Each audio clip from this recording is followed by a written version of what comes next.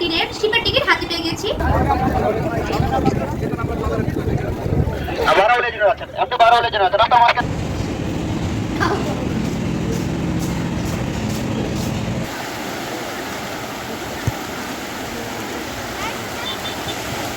আসসালামু আলাইকুম বন্ধুরা, cook and kids Jumana channel থেকে আমি ইলিন বলছি। এর আগে ভিডিওতে তো আপনারা নিশ্চয়ই দেখেছিলেন যে আমরা সকালবেলা নুনিয়াছড়া ঘাটে গিয়ে টিকিট না পেয়ে আমরা কক্সবাজারের বিভিন্ন দর্শনীয় স্থান ঘুরে দেখেছিলাম। তবে ওইখানকার অফিসের লোকজন আমাদেরকে আশ্বাস দিয়েছিলেন যে সকালবেলা পাওয়া না গেলেও বিকাল বা সন্ধ্যার মধ্যে আপনারা পেয়ে যাবেন। তো সেরকম একটা পদ্ধতিতে আমরা টিকিট সংগ্রহ করেছিলাম। সেগুলোর কিছু গোপন ভিডিও আপনাদেরকে দেখাচ্ছি। এটা আমি গোপন ক্যামেরায় ধারণ করেছিলাম। দেখেন না কোনো বাবা আমাদের তো বলছিল যে ম্যানেজ করতে এখানে যে বস আপনারা ফ্যামিলি আসছে যে গতকালকে আমরা দিছি এরকম একটা নিয়ে 26 টিকিট দিছি আমরা। আচ্ছা, তো আমাদের যে সন্ধ্যাবেলা যে ফোন রিসিভ করলো উনি কে ছিল তখন? আমি ছিলাম। আপনি ছিলেন? হ্যাঁ, আপনাদের আসতে বললাম তখন ইনফরমেশন পাইনি। একটু ইনফরমেশনটা পেয়েছি আমি আপনাকে দেখে টিকিট কোন রকম পাচ্ছি না। সিম্পাথি দেখাই লোক, ঠিক আছে আপনারা ফ্যামিলি ট্যুর করবেন তো আমি আপনাদের টাকা আমরা চেষ্টা করতেছি। কিন্তু উনি আমাকে বলেন এই সকালে আপনি আমাদের কিছু অ্যাডভান্স দিয়ে যান। উনি বলেন না, উনি যেহেতু বলেন না সেটা আমি নিব অ্যাডভান্স দেখে সমস্যা। আচ্ছা যাই যেহেতু আমাদের ম্যানেজ করে দেন। ও মানে ওটা কইছে 1000 টাকা বেশি দিতে চাচ্ছে লোকে, কিন্তু পাচ্ছি না টিকিটই কোনরকম। এটা হচ্ছে মূল কথা। আপনি আমার ড্রেস সাবেন সাসুতে আপনি গাড়ি ধরে কিনে যান। এখন চার্জ দিয়ে ও চার্জ দিবেন ভাইয়া অনেকক্ষণ সেই অফিসে অপেক্ষা করার পর তাদেরই একজন লোক আমাদেরকে সামনের একটা বাস কাউন্টারে ভিতরে নিয়ে আসে। তারপর বলে যে এখানে আপনারা কিছুক্ষণ ওয়েট করেন, এখান থেকে আপনাদেরকে টিকিট দেওয়া হবে। তারপর আমরা টিকিটের মূল্য পরিশোধ করি। তবে তারা আমাদেরকে বলে যে এখন দেওয়া যাবে না, সামনে অটোতে করে আরেকটা জায়গায় গেলে তারপর এখানে আমরা আপনাদেরকে খামে করে টিকিট বুঝিয়ে দেবো। তো সেইভাবে আমরা আমাদের টিকিটগুলো হাতে পেয়ে যাই। গাইস, ফাইনালি আমি কক্সবাজার টু সেন্ট মার্টিনের শিপের টিকিট হাতে পেয়ে গেছি। এটাকে আপনারা সোনার হরিণা বলতে পারেন। এটা সোনার হরিণা থেকে কম কিছু না, কারণ এটার জন্য হাজার হাজার মানুষ চেষ্টা করে যায়, কিন্তু একটুখানের জন্য ওরা মিস করে ফেলে। এই ডিসেম্বর জানুয়ারির টিকিট অনেক আগের থেকে বুক হয়ে থাকে। আমরা ঢাকা থেকে জানতে পেরেছিলাম যে জানুয়ারির 15-16 তারিখ পর্যন্ত সব টিকিট শেষ, বুকিং হয়ে গেছে। আমাদের খুব খারাপ লেগেছিল, কারণ আমাদেরও ইচ্ছা ছিল যে সেন্ট মার্টিন যাওয়ার। আমাদের খুবই আইল্যান্ড দেখার ইচ্ছে ছিল, সেই জন্য আম্মু আব্বুকে বলেছিলাম যে আমরা সেন্ট মার্টিন যেতে চাই, তোমরা যেভাবেই পারো টিকিট জোগাড় করো। কিন্তু আমাদের অনেক লস এই টিকিটগুলো কিনতে হয়েছে। আমরা যে শিপে করে যাব সেটা হচ্ছে আটলান্টিক শিপ। আমরা সকাল 7টা বাজে সেন্ট মার্টিনের উদ্দেশ্যে রওনা হব নুনিয়াছড়া ঘাট থেকে। তো এই পর্যন্তই, আপনারা আমাদের সাথেই থাকুন সেন্ট মার্টিনের ব্লগে। এই পর্যন্তই, সকালে দেখা হচ্ছে। গাইজ, আমি মাত্র ঘুম থেকে উঠলাম। এখন ঘুম থেকে উঠে দেখি এখন বাজে 5টা 1। ওয়েট, আমি আপনাদেরকে দেখাচ্ছি। এই যে দেখেন 5টা 1 বাজে। আসলে আমাদের অ্যালার্ম সেট করা ছিল, সেই জন্য আমরা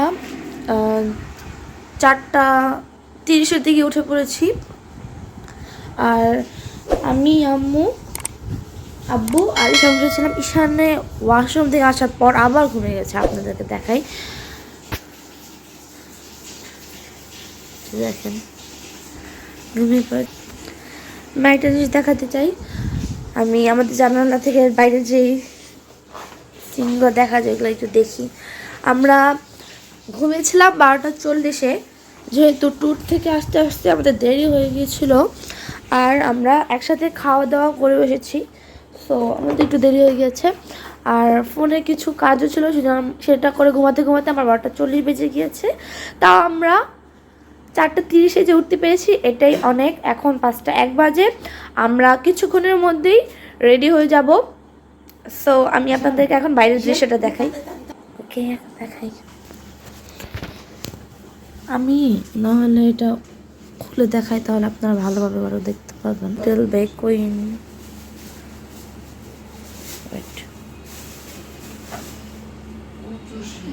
বেকুইন হোটেল অ্যান্ড রিসোর্ট। রাস্তাটা পুরো ফাঁকা। হোটেলে কিছু মানুষজনদেরকে দেখা যাচ্ছে, আর কিছু হোটেলের স্টাফ রয়েছে, আর কিছু মানুষ হয়তো বাসের উদ্দেশ্যেই অটোতে করে রিক্সাতে করে রওনা হচ্ছে। আমরাও কিছুক্ষণের মতো রওনা হয়ে যাব। সো গাইজ, আমি রেডি হওয়ার পর আপনাদেরকে আমাদের লুকগুলো দেখাচ্ছি যে আমরা কীরকম ড্রেস আপ করেছি সেন্ট মার্টিনে যাওয়ার জন্য। তৈরি করবেন, ডান্স স্টার্ট করে দিবে, তাড়াতাড়ি চলে আসুন।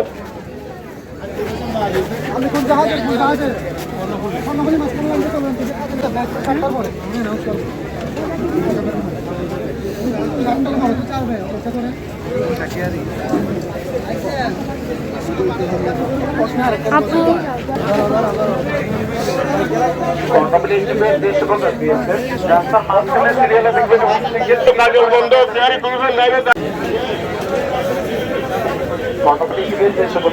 আপনারা রাস্তার মাঝখানে সিরিয়ালে দেখবেন এবং সিঙ্গেল টিকিট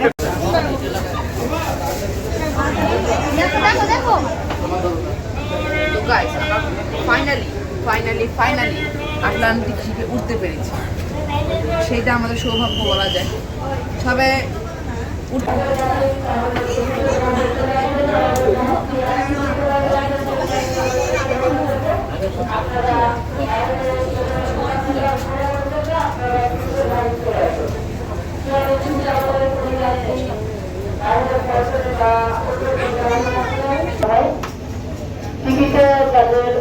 আপনারা কি কেউ কখনো শুনেছেন যে কেউ রয়্যাল লঞ্চের টিকিট কেনার পরও নর্মাল যে সিটগুলো থাকে সানডেক সেগুলোতে গিয়ে বসে থাকে? হ্যাঁ, আমরাই হলাম সেই পাবলিক। যেহেতু সেন্ট মার্টিন যাওয়ার পথে অনেক সুন্দর সুন্দর দৃশ্য দেখা যায়, সেই দৃশ্য দেখার জন্য আমরা রয়্যাল লঞ্চের টিকিট কিনে সেখানে বসেও আমরা উপরে উঠে যাই। আমাদের মতো অনেকে রয়্যাল লঞ্চের টিকিট কিনেও উপরে বসেছিল, কেননা উপরে অনেকগুলো সিটই খালি ছিল। যদি সিট খালি না থাকতো তাহলে তো আমরা বসতে পারতাম না। অনেকে দৃশ্য দেখার কারণে উপরে উঠে পড়ে রয়্যাল লঞ্চের টিকিট কেনার পরেও। আমাদের এই সেন্ট মার্টিন ট্যুরের জন্য আমরা 3 ভাই বোন আমাদের আম্মু আব্বুকে অনেক অনেক থ্যাঙ্কস জানাতে চাই, স্পেশালি আব্বুকে, কেননা আমাদের এই ট্যুরের টিকিট কেনার জন্য আব্বু অনেক সাফার করেছে, অনেক জায়গায় দৌড়াদৌড়ি করেছে। সেজন্য আব্বুকে আবারও অনেক অনেক থ্যাঙ্কস জানাচ্ছি, কেননা আব্বু যদি চেষ্টা না করতো তাহলে মনে হয় না আমাদের এবার সেন্ট মার্টিন যাওয়া হতো, শুধুমাত্র কক্সবাজারে ঘুরেই বাসায় চলে যেতে হতো। আচ্ছা, এবারে শিপের কিছু ফ্যাসিলিটি নিয়ে কথা বলা যাক। আমরা যে শিপে করে সেন্ট মার্টিন গিয়েছিলাম সেই শিপটার নাম হচ্ছে দি আটলান্টিক ক্রুজ। এই শিপটা মিডিয়াম সাইজের ছিল, অনেক বড়ও না অনেক ছোটও না। এটার তুলনায় বারোয়াউলিয়া, কর্ণফুলি এক্সপ্রেস এগুলো শিপগুলো আরও বেশি বড় ছিল।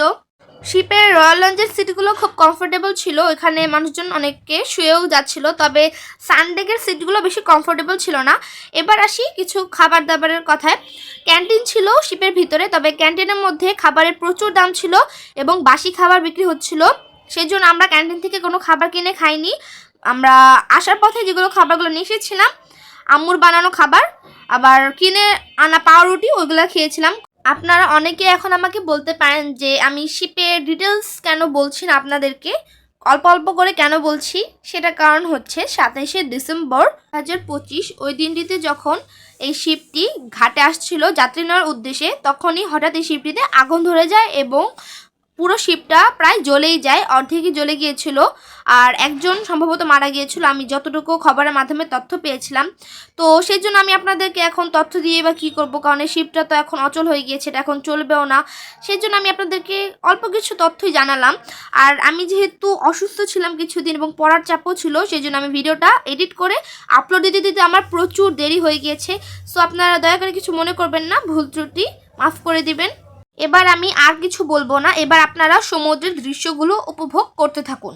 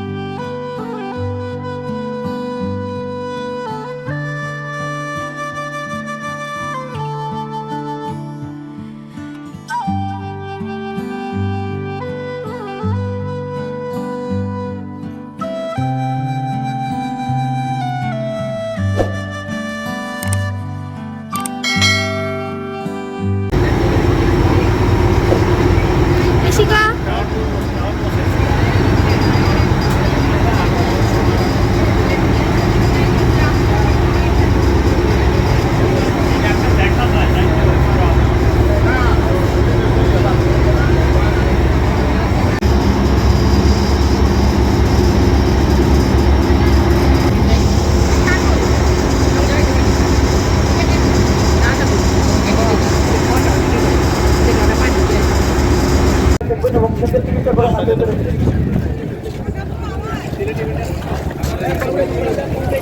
আপনি বারোলিয়া জেনে আছেন, রাস্তার মাঝখান থেকে দ্রুত সামনের দিকে চলে আসবেন। আমি তোমার গত বছরে দিচ্ছি।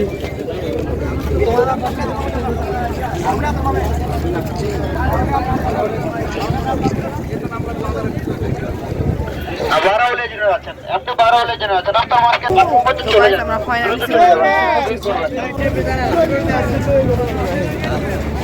বন্ধুরা, আমি অনেককেই দেখি যে শিপ থেকে নামার পর তাড়াহুড়া করে হোটেলে চলে যায়, কোনো কিছুই দেখে না। তবে এখানে আমি আপনাদেরকে বলবো এটা মোটেও আপনারা করবেন না। আমরা যেটা করেছিলাম, আমার সাথে সাথে তাড়াহুড়ো করে হোটেলে চলে যাইনি। আমরা কিছুক্ষণ পর্যবেক্ষণ করেছি যে কোন হোটেলে গেলে ভালো হতে পারে, যেহেতু আমরা আগে থেকে কোনো হোটেল বুক করে আসিনি। আমরা একটা ছেলের সাথে পরিচিত হই, সেই ছেলেটা বলে যে আপনারা আমার সাথে আসেন, আমি আপনাদেরকে খুব ভালো একটা হোটেল দেখাবো, প্রাইসও কম হবে এবং হোটেলটি একদম জেটি ঘাটের সাথেই রয়েছে। হোটেলটি থেকে একদম বরাবরে সি বিচ খুব সুন্দরভাবেই দেখা যায়।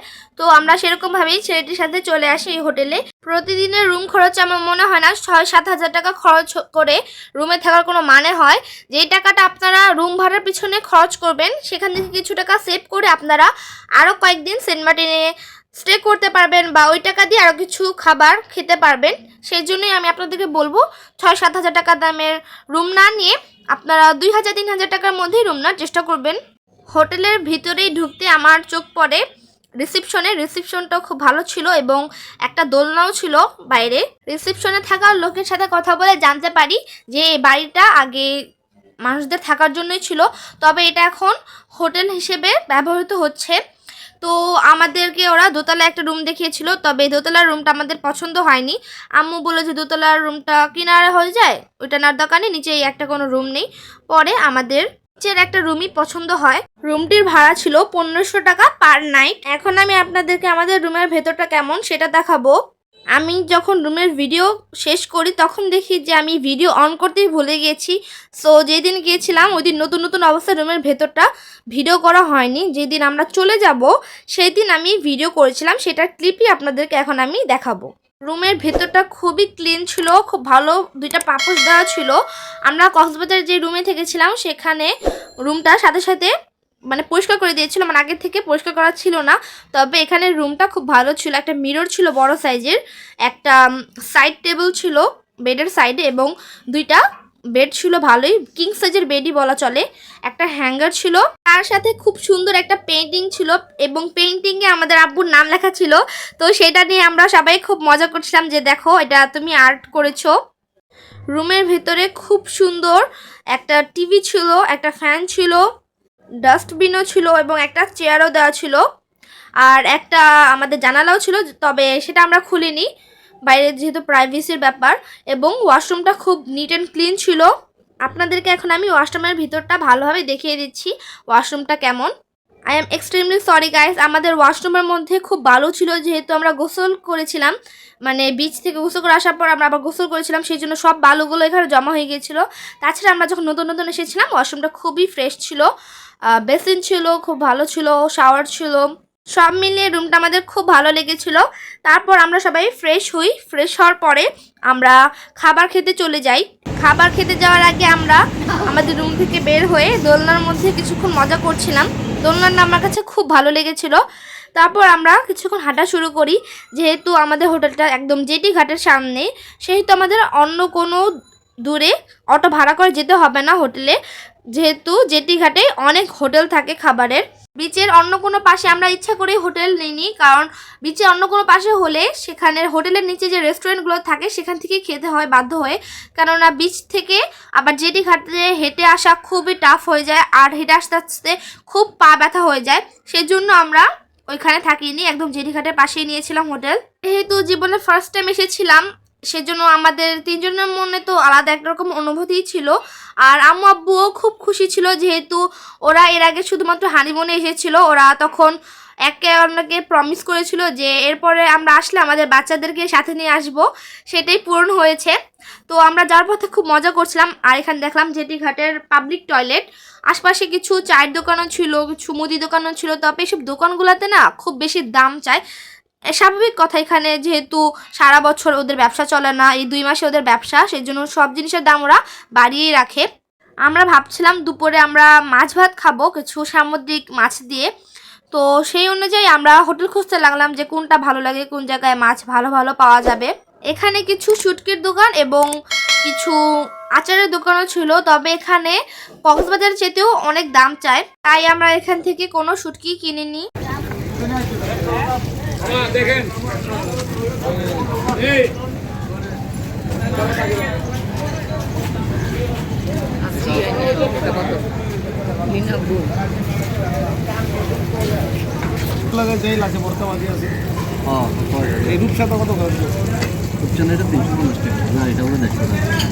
এটা 350 আর এটা 350।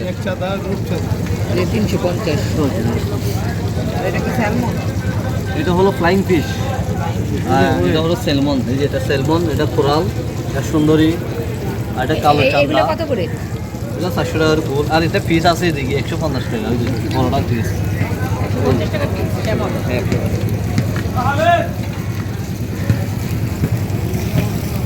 ঈশান, তুমি স্যামন খাবা? হ্যাঁ, এটা স্যামন 150 টাকা পিস। এটা 150 টাকা পিস। আর এটা ফ্লাইং ফিশ কত করে পিস? ফ্লাইং ফিশ 120 টাকা। Flying fish 120। এটা কি সুন্দরী? এটা সুন্দরী কত করে? 180। এটা সুন্দরী মাছ, এটা 180। এটা লাক্ষা কত? লাক্ষা 150। 150।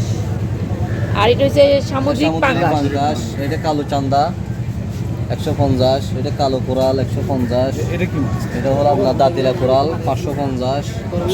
সুন্দরী মাছ আছে আপনার এই যে 220 টাকা, 200 টাকা এরকম আর কি। রূপচাঁদা দাম বেশি ছেলে, রূপচাঁদা 1400 টাকা এখানে।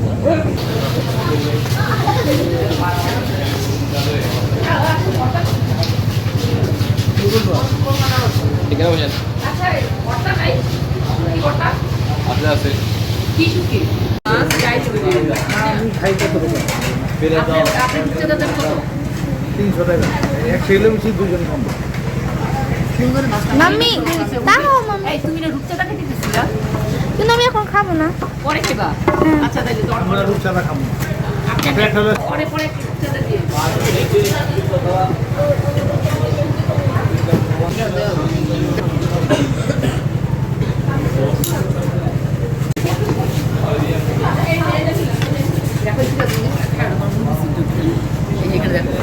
এই যে সুন্দরী মাছ আর ইশিয়ানের স্যামন ফিশ, ডাল নিয়েছি, ভাত নিয়েছি, আর ওটা হচ্ছে রূপচাঁদা ফ্রাই। রূপচাঁদা ফ্রাই 300 টাকা। আর এখানে ইশি দেখাচ্ছে মুরগি দিয়ে, মুরগির দাম 120 টাকা। যাও না,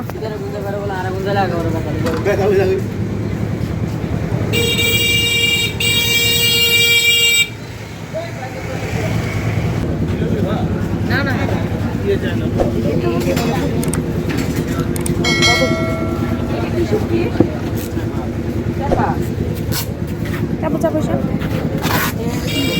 এটা চেপা শুটকি। চাপা শুটকি কত করে কেজি? 150। আর কাসকি 650 টাকা। 650। এইগুলো কি চান্দা না? এগুলো কত কেজি? প্যাকেট 200। চান্দা শুটকি প্যাকেট 200। আর এটা হচ্ছে চিংড়ি ভালো তো মনে হয়, এগুলো তো ভালো। ও আচ্ছা, কাসকি শুটকি 2 রকমের দেখতেছি, একটা ধরুন ওই সাদাটা কি কাসকি? মলা, ওইটা মলা। রাজা সাগরের জগতে শোল মাছের উপর কোনো মাছ নাই সাদা। আঙ্কেল এটা কি মাছ? এটা বল সাদা। বল পাতা। বল সাদা। বল সাদা। সাদা সাদা। এর নাম হচ্ছে, এই শুটকিটার নাম হচ্ছে বোয়াল সাদা। সাদা আমি সঠিক নাম ছাতা। লুজ প্যাকেট দেখছো না? খায়া দেখতাম তো কোনটা মজা লাগে। দেখি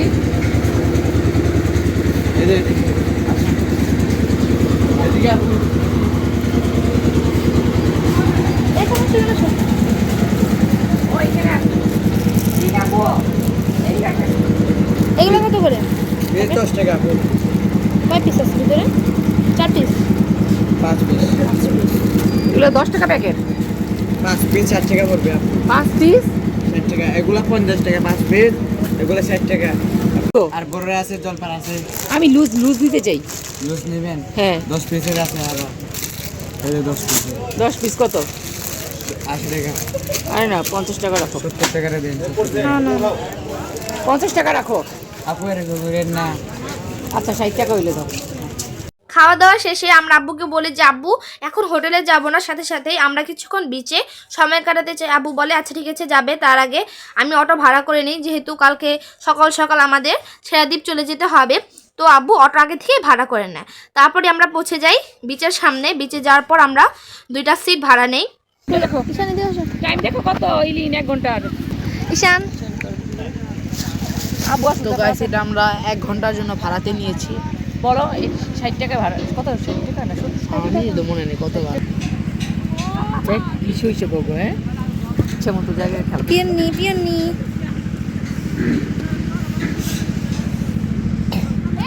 অনেকটা রিল্যাক্স ফিল করছি, খুব ভাল লাগছে। এখন আমরা খাওয়া দাওয়া শেষ করে এসেছি, এখন হাতে অফুরন্ত সময়, কোথাও যাওয়ার তাড়া নেই, শুধু রিল্যাক্স আর রিল্যাক্স। আসলে অনেক আরাম লাগছে এখানে, সব ঠান্ডা ঠান্ডা।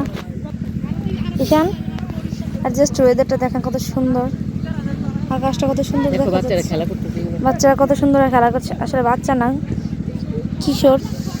ঈশান এখন মনোরম পরিবেশে তেঁতুলের আচার খাবে। ঈশান তাকাও, কিছু বলো। তো দেখুন এটা আমি ফার্স্ট ট্রাই করব সেন্ট মার্টিন এসে। সত্যি তো ফার্স্টই তো। হ্যাঁ দাও আমাকে একটা দাও। আমাকেও দাও। হ্যাঁ দেখো তো কয়টা থাকে। থাকলো 4 মোট 16টা। তেঁতুল আচার না না মোট 8টা সরি।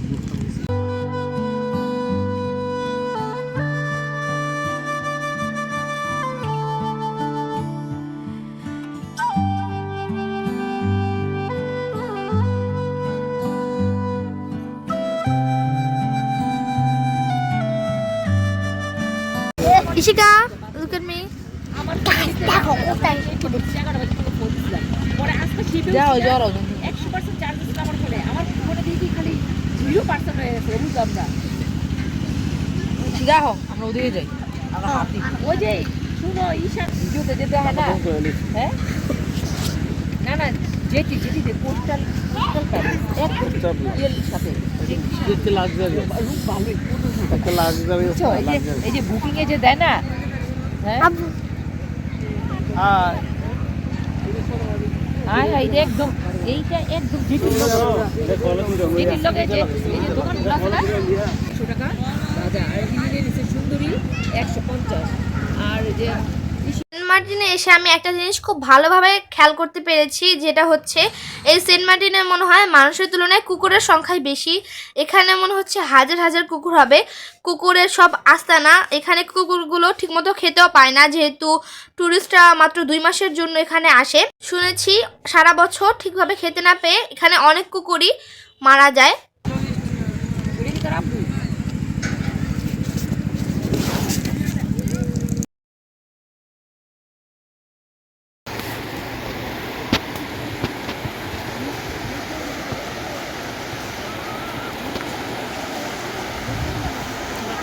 যান আপনারা যান।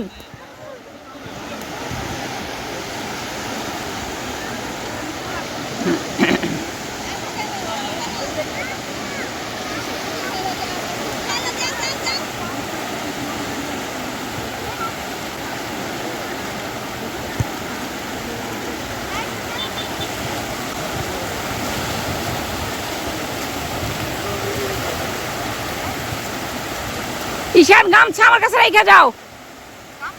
হ্যাঁ হ্যাঁ দাও আমার কাছে দাও।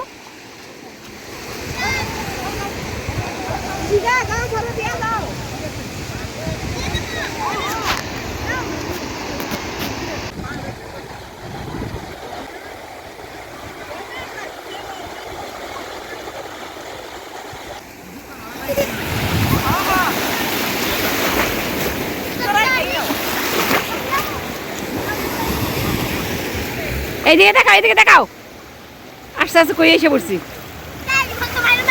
ইলিনা আব্বু